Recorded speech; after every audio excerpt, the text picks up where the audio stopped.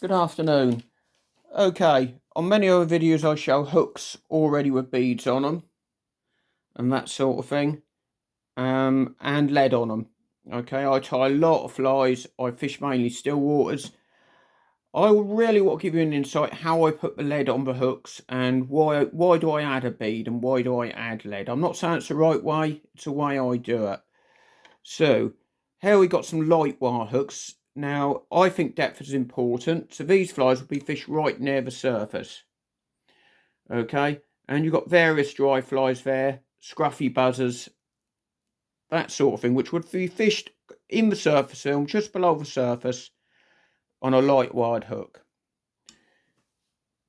Then you've got a heavy wired hook, and these would be flies that I'd fish a little further down, like these slim buzzards, okay, and that sort of thing. Okay, so then we're going to add a bead.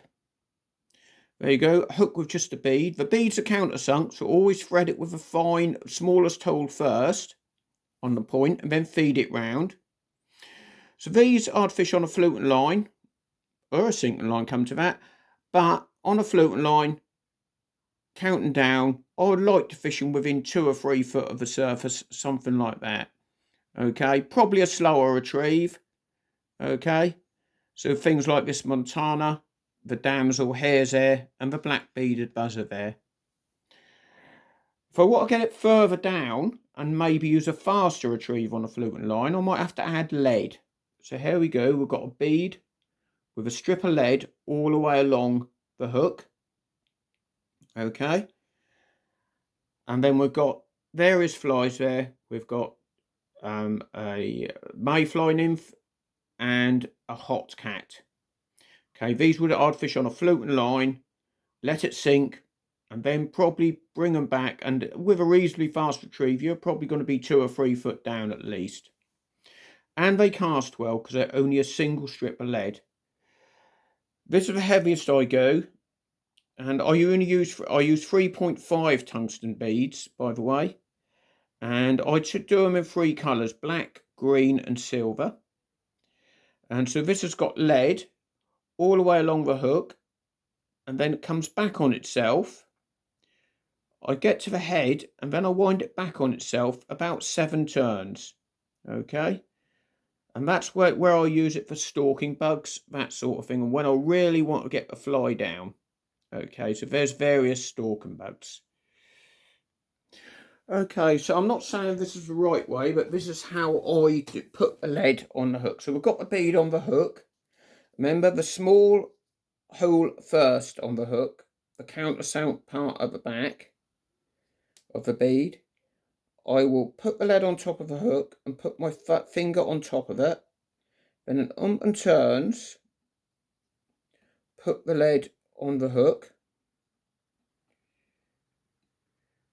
After about halfway along, I'll just close it all up, then slide it back. And I don't want to go round the bend of the hook. Before it starts bending is where I'm going to finish the lead. And all the way up the hook, again, just closing it up. And another turn. When I've got to the bead, I'll break it off with my thumb. And this might not be the right way to do it, but I'll get my thumb now and just put a couple of spacers in the lead. This is to help bond the lead to the hook so it doesn't swivel round. Find this works a lot better. Then with super glue, and I use these little tiny mini super glues, just dab the glue on the hook, and there you go. That is just a single strand of wire with a bead on the hook.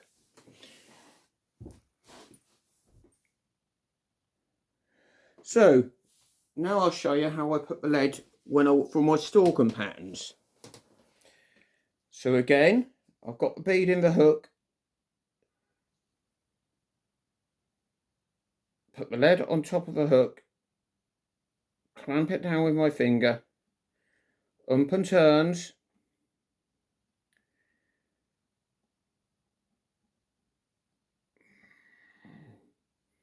Slide it down.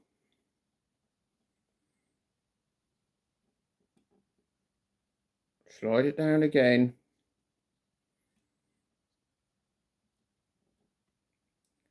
And like I say, I don't want it to go round the bend of a hook. So that's about right. And then I'll go back on myself in touch and turns from the bead up the hook, about 6 or 7 turns.